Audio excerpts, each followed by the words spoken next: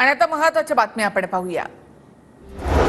संघटना मजबूत करण्यासाठी भाजपचे प्रयत्न सुरू। राज्यातील 778 मंडळांमध्ये नव्याने प्रभारी नेमले जाणार। जिल्हा आणि मंडळ पातळीवर पक्षीय अधिवेशन घेतलं जाणार।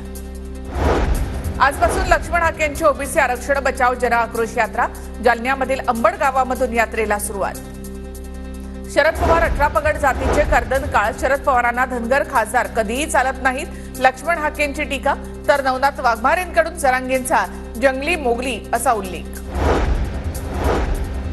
मी काँग्रेसकडूनच उमेदवारी घेणार, उमेदवारी नाही मिळाली तर स्थानिक लोक निर्णय घेतील, हिरामण खोसकर यांचं वक्तव्य।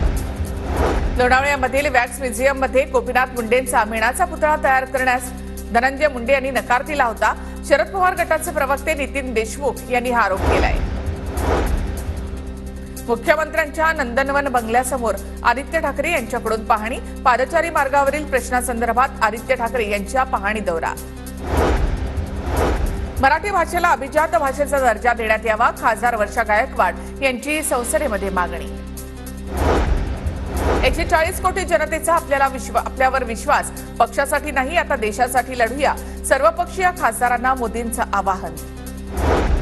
यंदा बजेट 5 वर्षांच्या कार्यकाळाची दिशा ठरवेल, जी गॅरंटी देत आलोय ती पूर्ण करणार, संसद भवनातून पंतप्रधान मोदींचं विधान।